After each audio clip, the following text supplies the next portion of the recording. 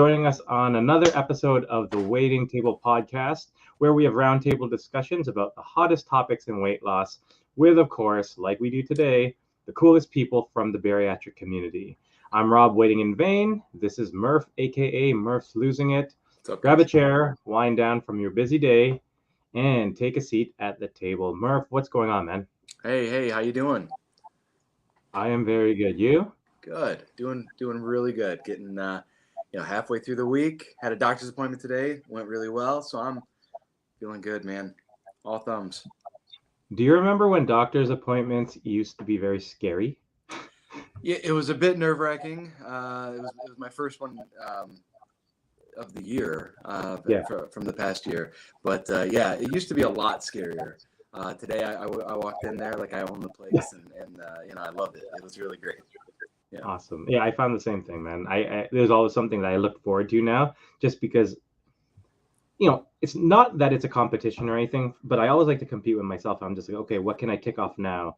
Yeah. What comorbidity, what illness can I get rid of now? Done. Next. What's exactly? Checking those stats. Yep. Checking all the boxes.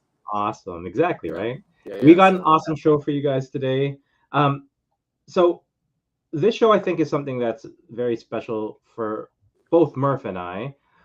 Speaking from my own perspective, when I started my weight loss journey, it was very, very immediately apparent that this was not a man's world, regardless of what the name of our pod today is. I personally found it very, very difficult to connect to many of the weight loss patients or weight loss surgery patients out there. And maybe I wasn't looking in the proper avenues or whatever the case might be. And though they were absolutely amazing, I personally was always looking for a guy's perspective. I had a lot of questions that would pertain to me and what my life would be afterwards. And it was something I struggled for a while with. And for me, and I know we've had this discussion, Murph, this is one of the contributing factors behind you and I starting the Waiting Table podcast, right? To make the male perspective something that is more accessible to other male weight loss surgery patients. Yeah. And so I started on Instagram. I know you had started on Instagram as well. And for both of us, enters Rob D, aka My Weight is History. Now, Rob, for me, was one of the first men that I think for both you and I, both of us, we connected to. And I know for me, he's been a constant source of information and inspiration for me from day one. And so, Rob invited me to be on one of his IG lives early on with, in regards to men going through their weight loss surgery. We talked about poop, which we've also talked about here. And so for me, it's an absolute honor to be able to have Rob join us this Wednesday on the Waiting Table podcast. Welcome, Rob. What's up, everybody? Long time no see. How's everything? It's good. Like I said, it's the day before I start my 17th year in education, so I'm totally calm and cool and relaxed, and my eating is on point, and my meals are packed. This is a great time to have a conversation about how. Why not just throw a podcast in there at the last minute, right? Yeah, of course. It's the big myself. We always talk about that fear of missing out, or especially when I was bigger, I always felt that if I didn't say yes to everything, I'd never get asked back for anything. So it was one of those that when I saw you guys were having one and you invited me, I was like, I'm going to make this work. So thanks for having me, guys. Yeah, man. And first off, in the spirit of going back to school, I loved your post that you had about, your first day of school and then your last day of school, and such a big change. That in itself is very inspiring, because oftentimes we look at life in sort of segments of time, right? So school years or calendar years or, whatever the case it might be. And seeing that difference through a busy school year with COVID, through all the other craziness going on, and seeing that you're able to stay on point and be committed to everything that you do was amazing to see, man. That was really good. Yeah, it's crazy. So the big back to school start and finish year, that was my first year after bariatric surgery. I got surgery the day that school let out of 2020 after the pandemic. So I went in, I had that summer. And it was funny because you weren't seeing people every day consistently because we were doing a hybrid model. So there would be people in the building and my own students who would literally go 2 weeks without seeing me, and I looked different. To the fact that, like, when I put my camera up on my Google Meet, it was a picture of like me at 365 pounds. And then like each week I would come on to the classroom and I would just shrunk and shrunk and shrunk. And it was a pretty cool time. So. No, that's awesome. So for a lot of people who may not know, and I know almost everyone here knows who Rob is, but for anyone who's unfamiliar with your story, can you share with us sort of your journey through weight loss and maybe prior? Just, I always like people to understand who we have as guests and sort of the context behind them. So can you share some info with us, please? Yeah, absolutely. So I was your typical kid, a little heavier than normal, played football in high school. And then I proceeded to gain the freshman 15 every year through college. And then on top of that, I went back for my master's. So I gained another 15 pounds for each one of those. And then I got another master's and I gained another 15 pounds, all while teaching and getting married and having kids. So I decided that that was a good trend. And I keep gaining 15 pounds a year until I eventually hit 365. I hit 365. I went to the pulmonologist and they pretty much said that, look, you're burning out your medical grade CPAP. And it was one of those that, for those of you who know, like a CPAP's for sleep apnea. It's when you fall asleep sometimes during the middle of the day, or when you are asleep, you get startled up because you're choking yourself from not breathing. So in true fashion, I told them, just get me the next size up and we'll go from there. They're like, no, you don't understand. This is the size up. And I'm like, what happened? What's that? There's no more sizes. You're maxed out. Yes, I had the one that actually sounds like a boat motor that you would have. Like, so everyone has this like cute white noise machine, and literally it sounds like an airplane hangar when I start to go to sleep because like like the bypass. And you have that nice buzz the whole way through. So my wife loved that, I have to tell you. But they pretty much said, look, you're burning it out. There's a very good chance you're just going to go to sleep and not wake up. And I said, oh, like when I'm 60? And they're like, no, like in 6 to 8 months, you need to really start making changes to your life.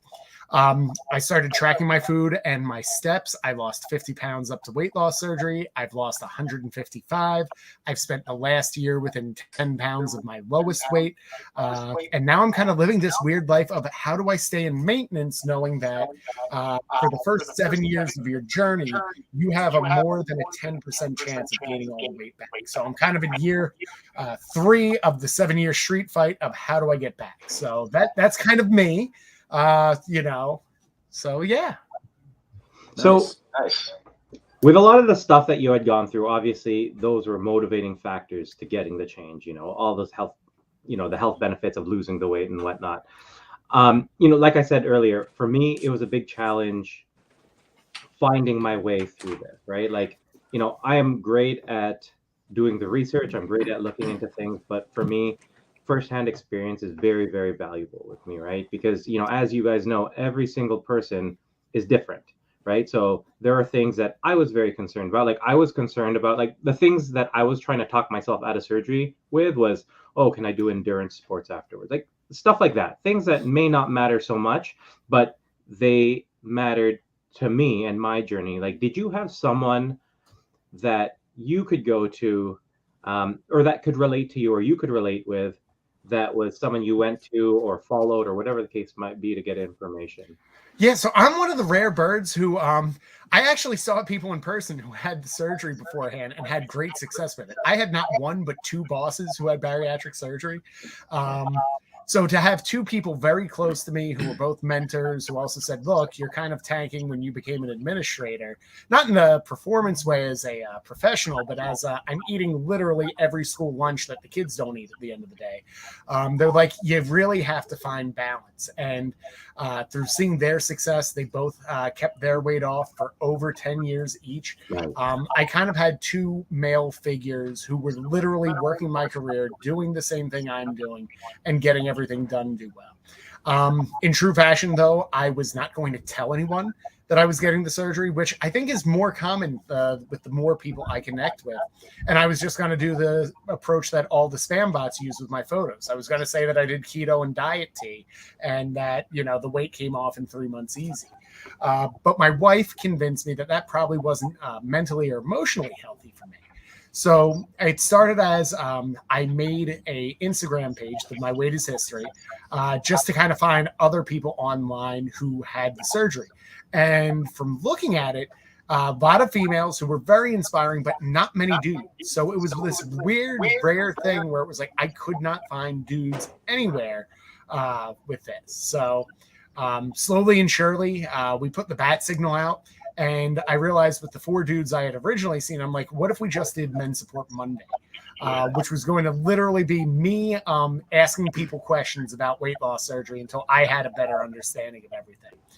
From there, we had doctors like Dr. Joe come on, bariatric chef Sam, who was amazing, came on, dietitian dad Mike Murphy. It was like this weird, if you build it, we will come, where as each week it was more of like, I've got a story to tell, or you need to talk to this person. And, I found about once a month, a Rob would pop up.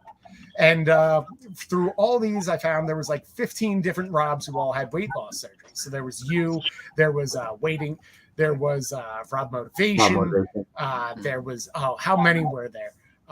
Rob Reboot, there was 2 Canadian ones. So, it was kind of fun just seeing all these people who inspired me and were inspiring to the community who were saying, no, we need to come together and kind of do this.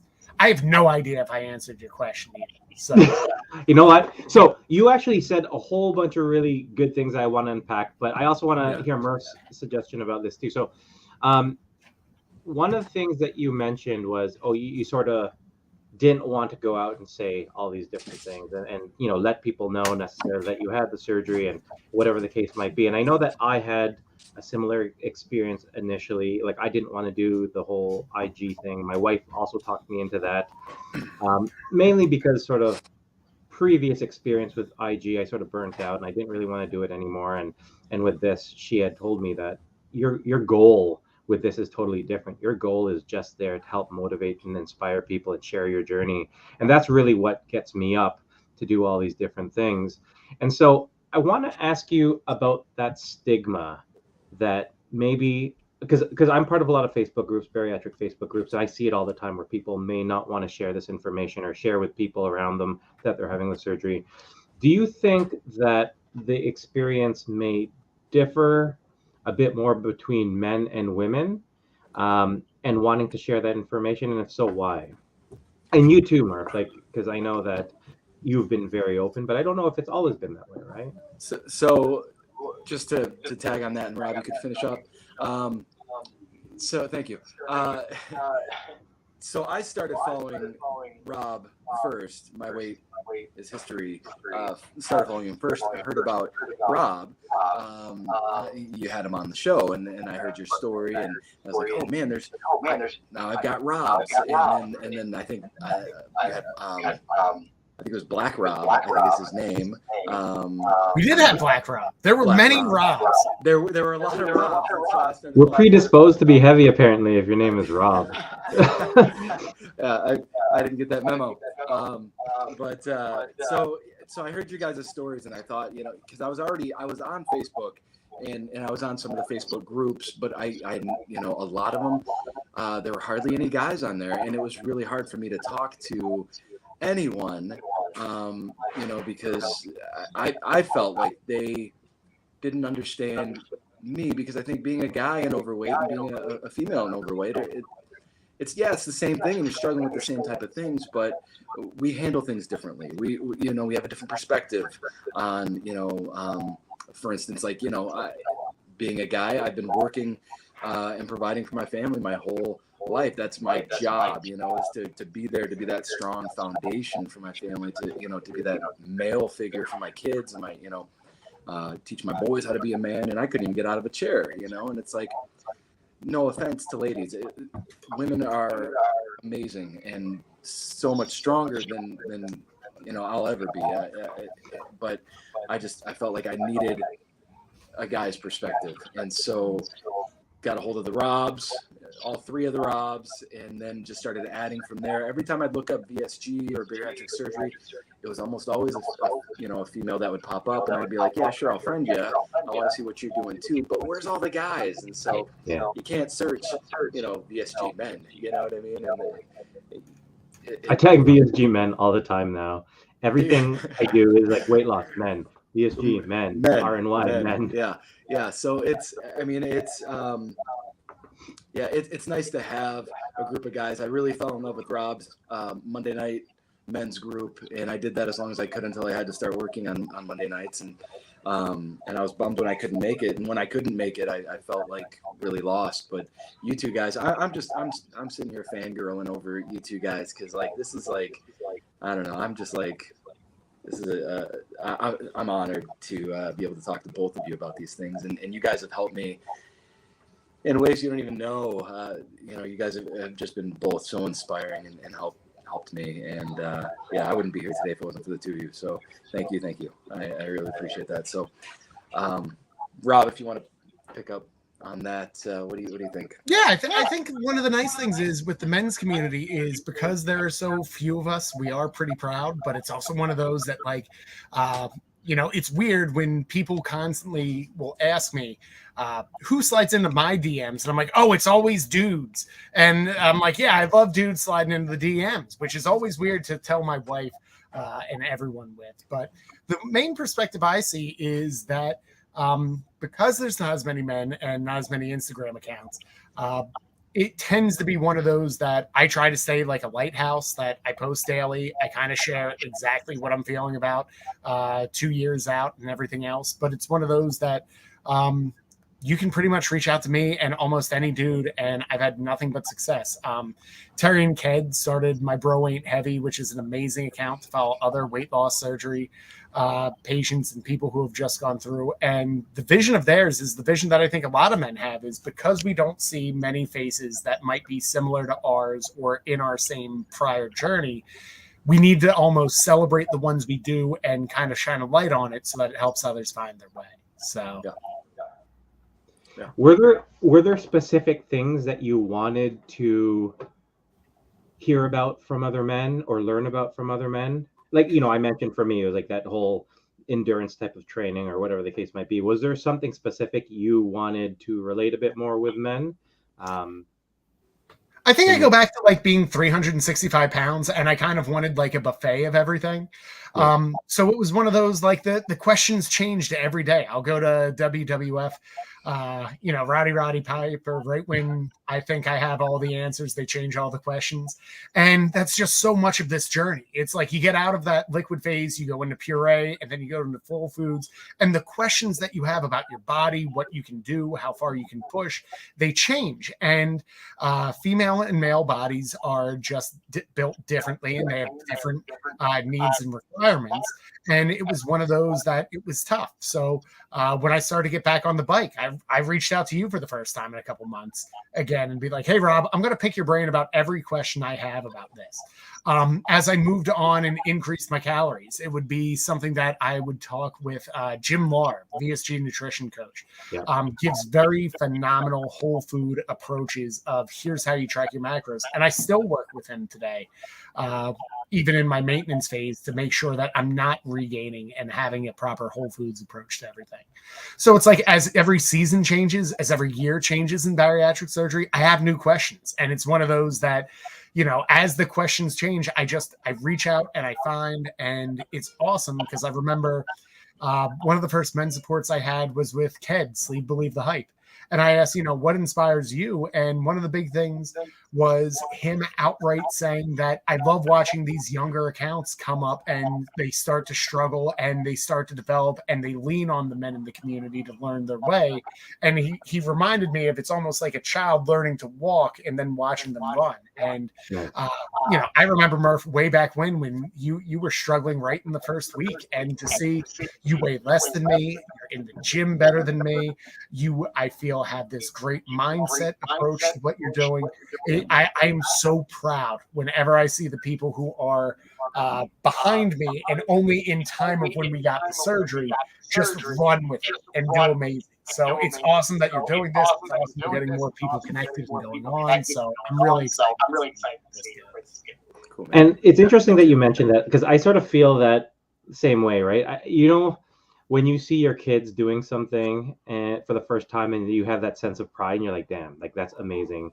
I sort of feel like that too. Like, we had surgery a few months apart from each other. We've been on our journey. I'm coming up to 2 years in September, so next month, right? So we're not too far off. Thank you very much. Yeah. But yeah, anytime I see someone doing these things and succeeding who've come after us, it's just so amazing to see. So like, when I follow Murph and see all these different things that he's doing, and when he got into Wonderland, and I tell him all the time, like, dude, you're gonna beat me. You're gonna go lower than me.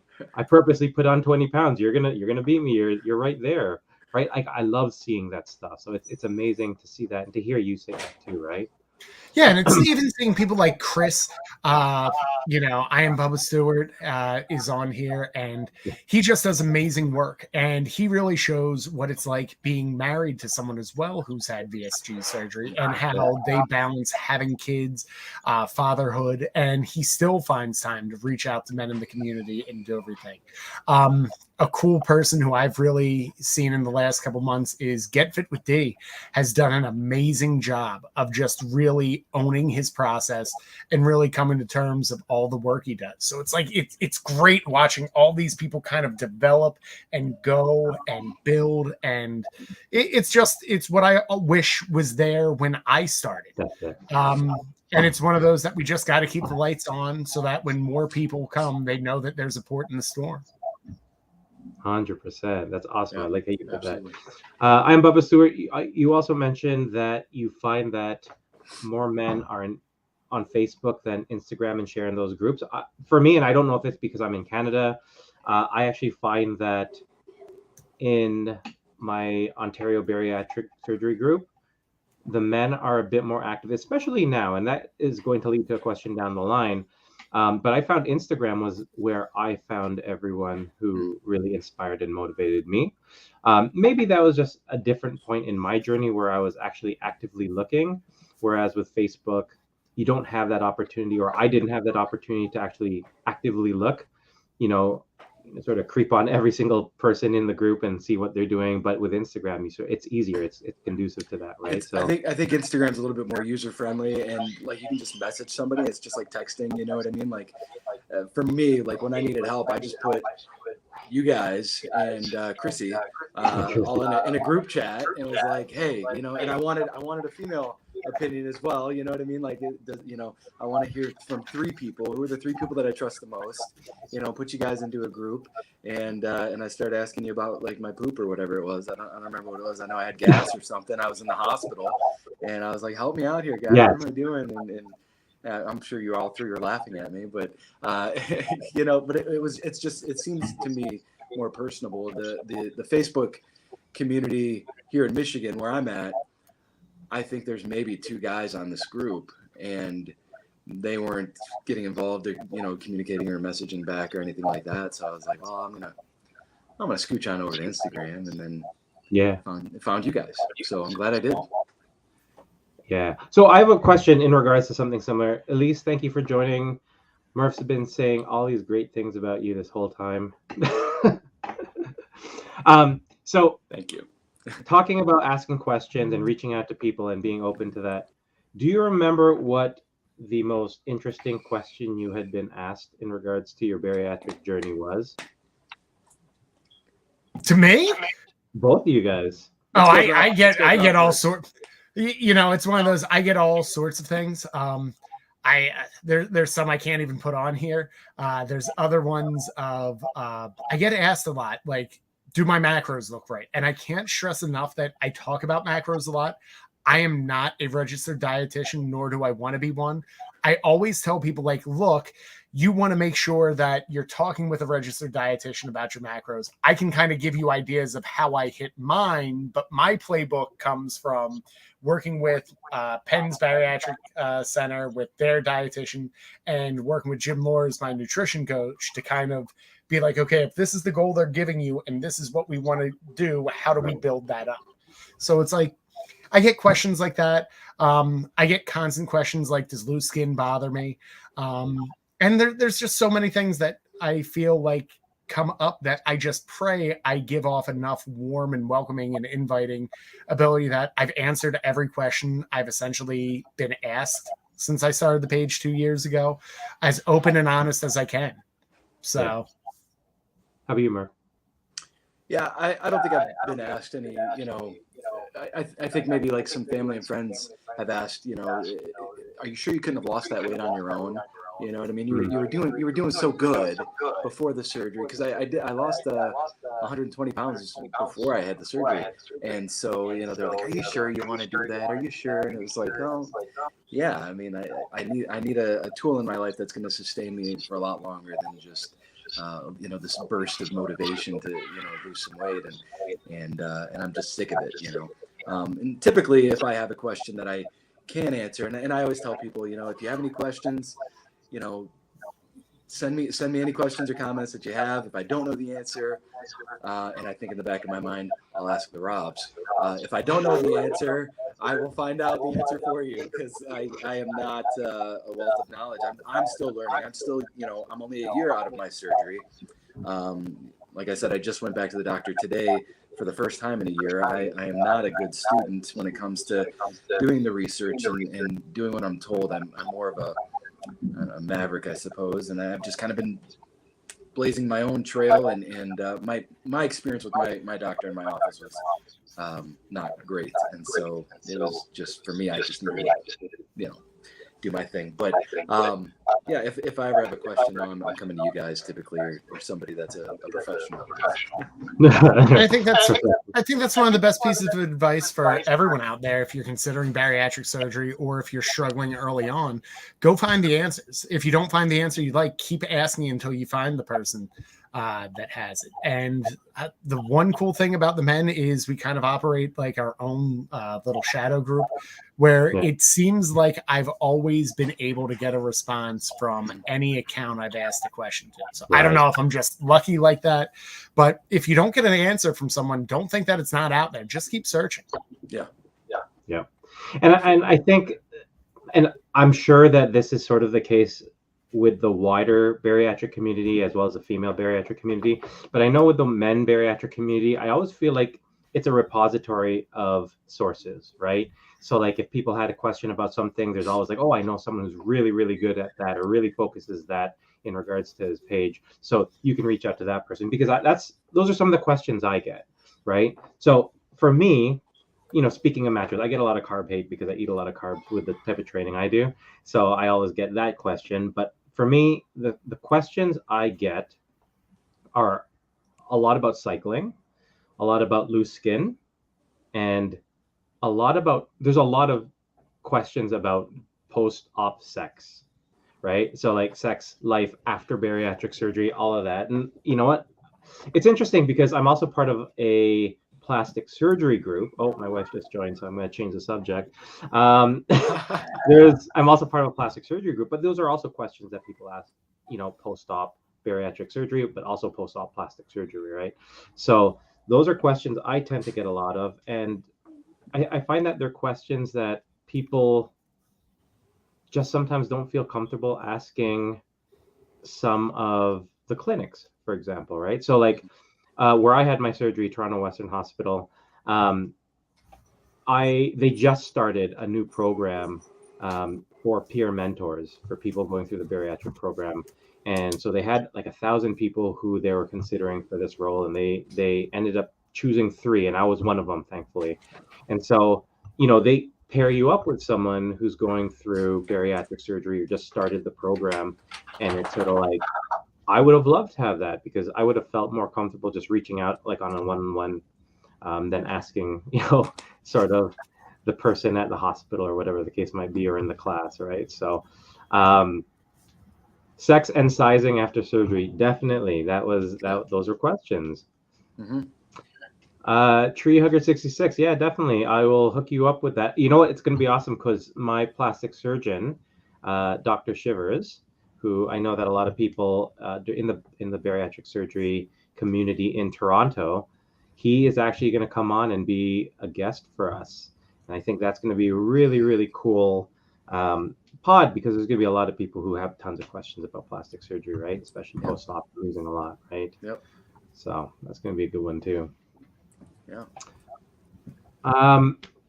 So back to your Instagram sort of journey, right? Like you start your page, your wife convinces you that this is something that you may want to get into and you want to share, and you start sharing all the information. Your following has grown and grown and grown, and like even the quality of your content has gotten so much better. What has that process sort of been like? It's like anything else. I mean, if you go back and look at my first reels, they sucked. And it's something that it is. I mean, let's look at it. The one thing I'm always proudest of is I've always put the before picture on the left on my before and afters. Always. Me too. But it's one of those that I can't stress enough that like everyone, I'll get constantly questions like, how do you do reels, or how do you get well at reels? I'm like, screw up like 50 of them and then just keep doing them until they don't suck anymore. Yeah. And it's kind of been the same way I've approached handling macros, that I messed up my macros. I still mess up my macros. Every year I go back to school and I have new like goals that I have to hit. And working with my dietitian, it was one of those, we were going to increase carbs as I was doing more heavier workouts after hernia surgery. And I've never had to incorporate carbs. So I would literally be sitting there. I know anyone who doesn't care about macros, the next 5 minutes, you're going to go to sleep. But for those of you who still care, this is going to be quality content. Go to the bathroom now. Yeah. Yeah. This is the bathroom break for anyone who doesn't want to talk macros. But essentially, I got upped by like 50 grams of carbs. And I've never really had a balance with that high of carbs. So I'm literally sitting there about 50 grams still not hitting my carb goal. And I'm like, well, looks like I'm sitting down on the couch and eating rice cakes for the next 3 hours. But it's from working with a coach and asking the questions and just having an honest, open opinion of why are you struggling and finding who can help you do that. I've slowly mastered it. And now I have like a pretty healthy balance of carbs for what I do in my day. And I also don't get ravenous. So that's it. And you're happier. I find that I'm happier because I get to include carbs, right? Yes. It's a big part of my upbringing in terms of the food that I ate culturally. So I would hate to be able or to have to cut something out completely, right? One of my goals from the very beginning of this journey, and I think this is why I lost about 90 pounds prior to surgery, was my approach was, I have 2 kids. I don't want to live a life separate from them. And that includes being around the table, right? And we talked about this with the whole idea behind the waiting table. This is where everything happens in my family and in my culture. We're sitting around the table. I don't want to be sitting there in a crappy mood because I'm watching you eat carbs and all the stuff that I want to eat. And I can't, right? So I would rather learn moderation. And that has always been my focus over the first year of surgery. It was like, I knew the weight was going to come off. I knew that I was doing well with what I was doing. My goal was to create those habits that would sustain me for the years afterwards. And that was really establishing what I needed to do, right? And really reinforcing that idea that moderation is key for me. Have a little, do what I need to do, and then, stay strict with everything else, right? Never feel like I need. Right. So yeah, no, that's awesome in regards to your carbs. And here's the other thing, Rob, and you don't just see this with bariatric patients, but you see this with everywhere, right? It's the people who are willing to make mistakes and understand why you've made those mistakes that will succeed in things, right? So whether it's with your macros, whether it's with your Instagram reels, which are still better than my Instagram reels, all these different things, right? You're willing to mess up, but you're willing to understand what was not good about it and how do I make it better. And I think for me, going through the weight loss journey has just solidified my understanding of the importance of that.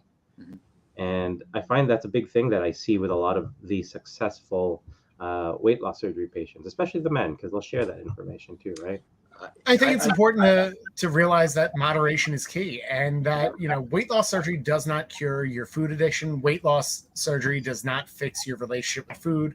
Weight loss surgery will help you portion control to a certain extent, but as you get further out, that tool goes away a little bit more.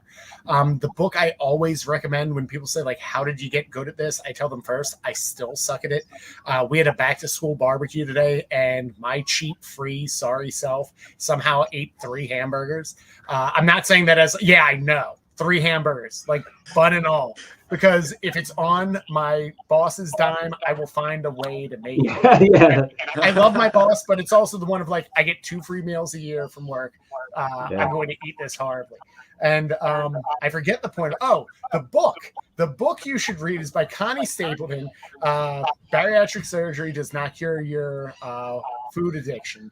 It is probably the biggest book that has changed my mindset around how I eat, when I eat, and what is long-term success going to be like for me. And she also has a podcast, not to, like, pass out another podcast on here, but, like, go listen to that as well. We'll edit that part out. Yep. Yeah.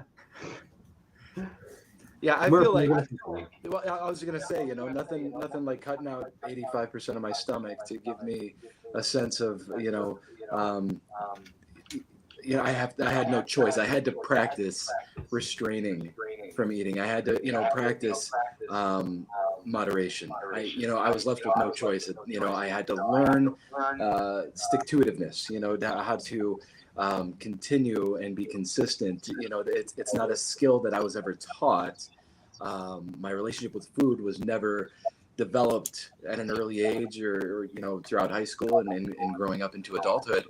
So for me, you know, bariatric surgery became a tool for me I feel, and I've said this before, like, I feel like I was just kind of reborn. I had to relearn how my body works. I had to learn what real moderation is, because if I took one more bite, I felt like I was going to die, you know, like I felt like I was going to explode. And so, like, and it's got to be consistent. It's got to be the same thing every day. You got to know your limits. And then once you get into those sorts of habits, you know, a year out or 2 years out or 3 years out, now you've developed these habits that turn into a lifestyle. And the lifestyle presents itself with other things like this, you know, but we still have to do these sorts of things in moderation once a week, even though I'd love to do a live chat every single day. You know, once a week, you know, we gotta, you learn. For me, anyways, it's just been a big tool for me to just relearn life, relationships, friendships, and just kind of get my head screwed on straight and just kind of starting all over. And so that's yeah. So I don't know if that answers any of the questions that were asked. VSG dad life, 100%. I always say I had to get right with food first, definitely. You know, like Rob had mentioned, you know, our bariatric surgery is a tool. It gives us the ability to do a lot of different things. It gives us the ability to monitor certain things and to create specific habits. But for me, I always like to say that it was exactly that. It was the opportunity, right? Yeah. There are a lot of people that I see constantly on our Facebook group who struggle with a lot of the very basic parts of it, because I just don't think that they've taken the opportunity to heart, or they've really looked at what they're being given with this opportunity, right? And so I think that's a big part of it, right? Like they thought it was a quick fix, or 100%, right?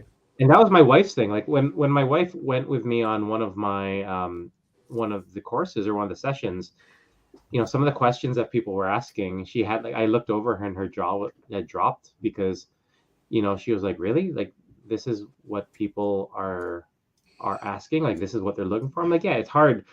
It's also hard because you're not in our shoes and you don't really understand sort of where we're coming from in regards to this and what this lifeline might mean for us. But there are years, and I always tell her this, I'm like, you know, sometimes we can get on our kids' case because they're doing something or have a specific habit or behavior that they shouldn't be doing. I'm like, this is 39 years of being unhealthy. You know, we expect our kids to make a change in a behavior in a week. How long is it going to take me to change the way I've lived my life all my life, right? So yeah, it's for me, it's always been just the opportunity. This is our opportunity to do something and make something with the tool that we have, right? Yeah, exactly. Yes, get fit with D. It is mental. It is a battle every day, but that's the thing. You're prioritizing yourself, right? So you're prioritizing, and at some point, it is a battle every day, but it's something that ends up being just that. It's just the next day, right? And it's just part of what your life is every single day, right? One day at a time, too. That's it, exactly, right? Yeah. So Rob, you talked about every year you have a new goal. When you go through the school year. So what's your goal now? So here, let's rewind first. What was your goal, whether it's last school year or last calendar year, and what is it now? So I believe like you always want to constantly challenge yourself or find new ways to work. And that's within my professional self, my personal self, my weight loss journey, my life as a father. I mean, we wear so many hats that sometimes we forget that bariatric patients have jobs, lives, kids, and everything else. So for me, it's one of those when you have those goals, it helps you stay focused on something. My first year was just that I was going to attack as hard as possible. And with my Fitbit, I was hitting 15,000 steps a day. And I said, you know what? I want to see how long I can go with hitting a Fitbit. I made it over 135 days. And I was like, you know what? I wonder if I could do a year with this. And I got through Christmas and I got through New Year's and the holidays, and I got through my birthday and the cold weather, and we got back outside. And then I on the 216th day, I missed 15,000 steps by 4 steps. And that's really, that's really bad, is to miss it by 4. You want to miss it by like 5,000 steps. Yeah, like, you hey, don't that's want to okay. miss it by 4. It's like the one time I didn't have to go to the bathroom in the middle of the night. All I had to do was like, and that's why we drink our water, people. But anyway, I realized that I was so upset and frustrated with what I did. And the best person who has really helped me keep through my tough times is Jason, the Smithsonian from Barry Nation. And he had a struggle bus that Barry Nation has every Tuesday. And I went on because I was distraught. I was I'm like, you know what? I'm taking a week off. I might not go for this goal again. And he reminded me that you can't let a slip become a slide. And that one small mistake shouldn't determine the rest of your bariatric journey. So that night, I decided, you know what? I'm walking while he's having struggle bus. I listened to the whole Instagram live that he had, and I was at 13,000 steps. I'm like, you know what? I'm getting the 2,000 more. I started the next day, and I made it 365 days in a row. And then when I got to 365, I was like, you know what? Let me see how far I can go. But the fun thing about habits is as you continue to build them into your life, I almost couldn't not hit it afterwards. I had built in so many behaviors like go for a morning walk. When I'm stressed, instead of turning to alcohol or food, it was one of those that I just went for a walk instead.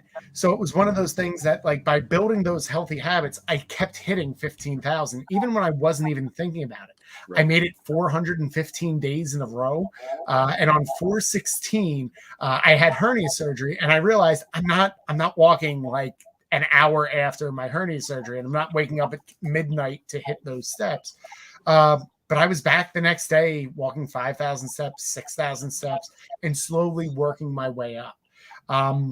I also decided that I want to do a year of sobriety, and I'm very happy to say that I've gone 8 full months sober. So, that was one of those things that I just kind of want to see what I can do with my new body and to make sure I hit all my goals.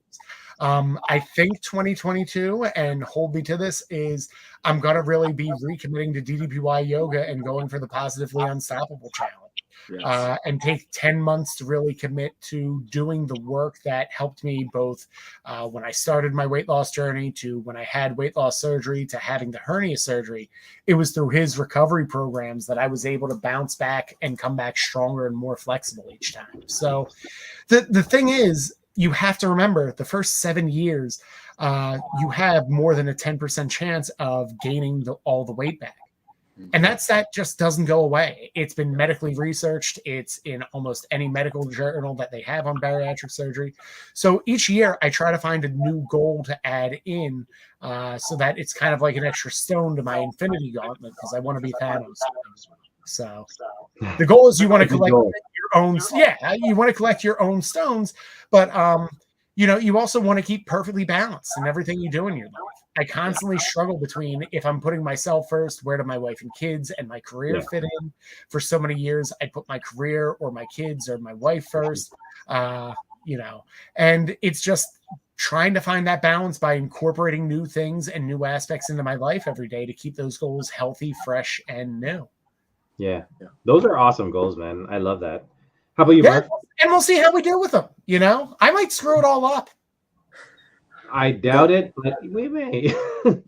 But here's the thing: like I'm similar in that I always need to have goals. Like I absolutely always need to be challenging myself. I always need to be striving for something. It always gives me motivation, and it makes me feel like I have purpose in specific aspects of my life. It gives me accountability. So yeah, I'm with you in terms of making goals.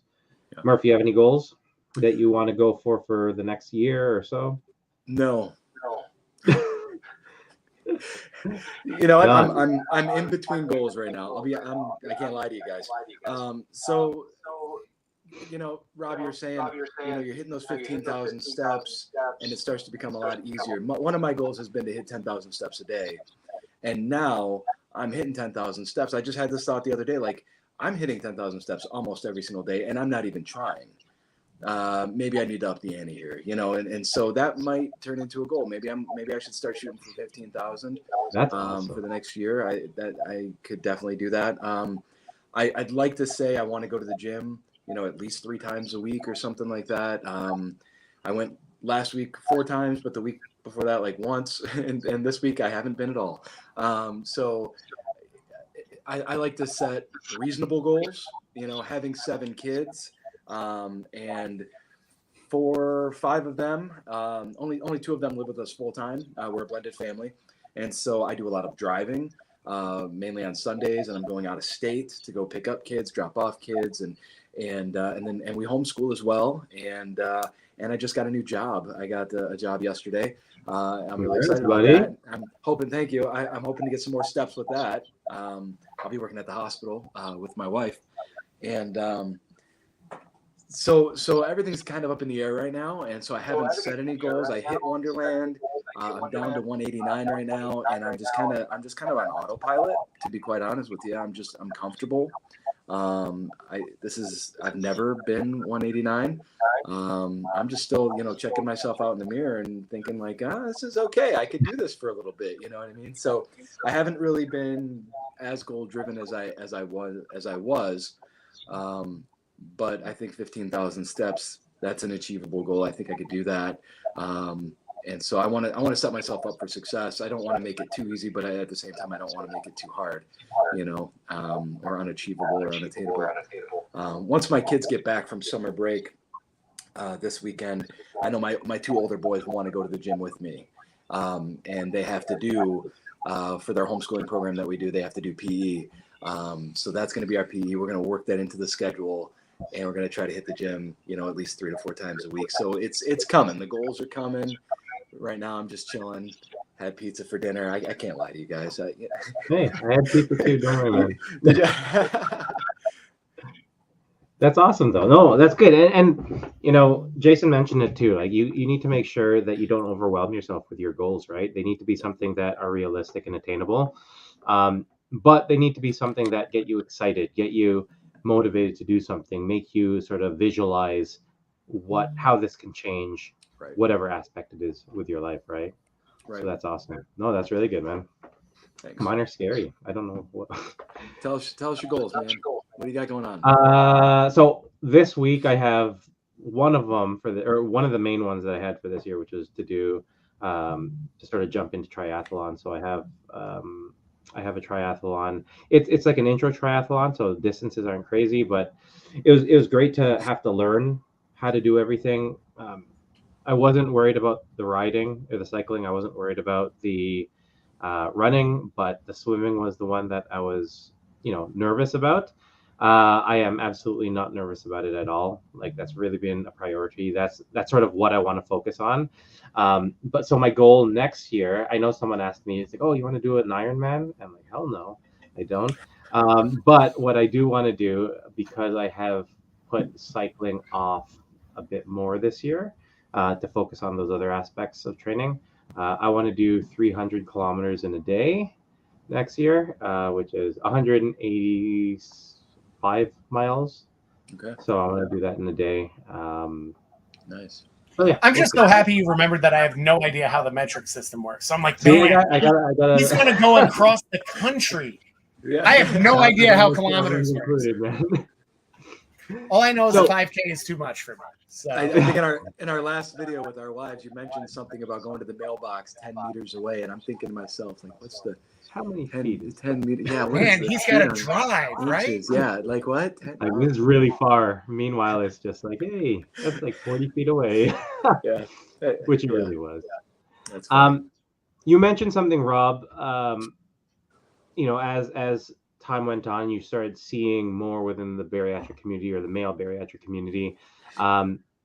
And over, I would say, the past year and a half specifically, I've noticed that there's been such a big change in regards to the amount of men who are out there sharing their journey, podcasting. You mentioned Jason, right? And Barry Nation. There has been a lot compared to when we had started, I think, or that I've noticed. So what do you think? So one, what do you think the impact of all this big change is? And two, where is this coming from? Why do you think what's happened over the past year and a half specifically that might have caused this push, do you think? I have no idea.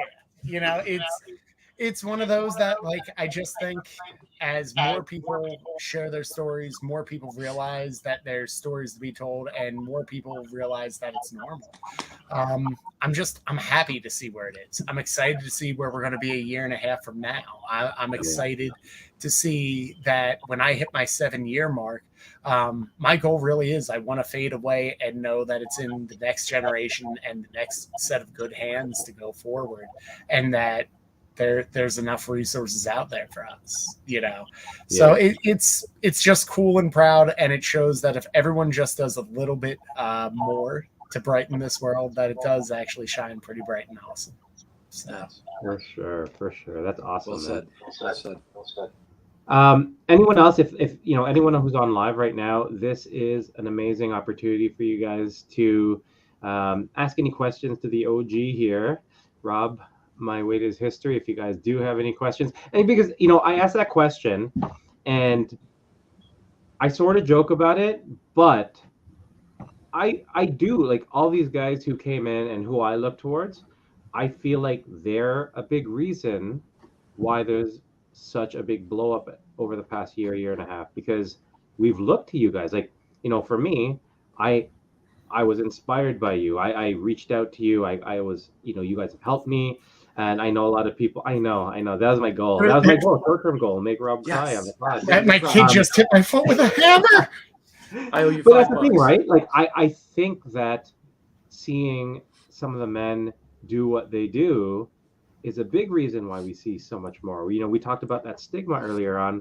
The more of us that do this, the less of a stigma there is, right? Right. And I always look at it as, like, I had people I looked up to. When I came in, Jason was such a huge voice in the community that really helped. Ked and Terry, just a dope dad, and Sleep Believe the Hype.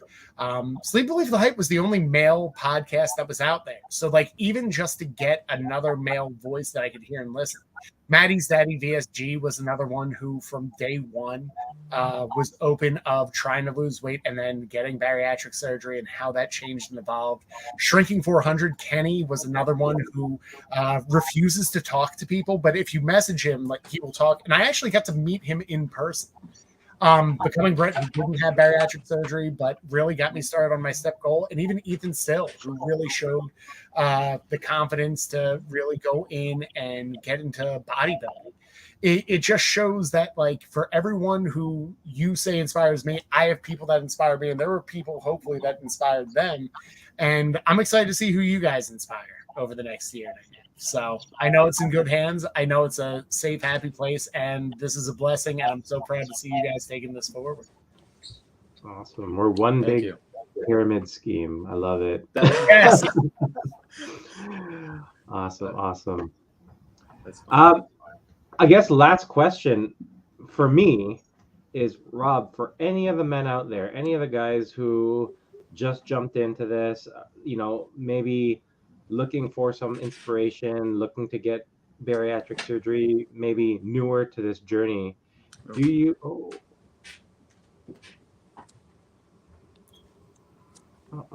it looks like... I can hear you. Can you hear me? So I think we're done the live. Yeah, the Instagram live is... did it cut off? Yeah, it cut off. I don't know if it timed out or what. Is there a specific amount of time? I think an hour. Oh, no. When I had this awesome question for you. Well, I'm going to ask it anyways, Rob. Let's finish up here, yeah. We're going to finish it up here. We're going to post it on YouTube anyways. But, Rob, anyone new going into this journey, any men going into this journey, do you have any advice for them as they start this off? Don't hold back. You have a life-changing opportunity in front of you, and just know that it is scary. You are not alone. There are so many people who have came before you, and there's going to be so many people that come after you. Ask all the questions. Don't be afraid of anything. And just know that if weight loss surgery is the right choice for you, you'll know it. That was an amazing way, I think, to end it off. I love that. So again, thank you, Rob, for joining us. Rob, My Weight is History. Thank you very much for joining us. Again, you've been an inspiration and big motivation for all of us. So it's been an honor, and we really do appreciate it. That is all the time we've got for tonight. So thank you again, everyone, for joining us on the Waiting Table Podcast, where we're serving the weight loss community 1 pound at a time. There you go. You got it. I didn't forget. Thank you, guys. Have a good one. Thanks, Rob. Enjoy, everyone. Yep.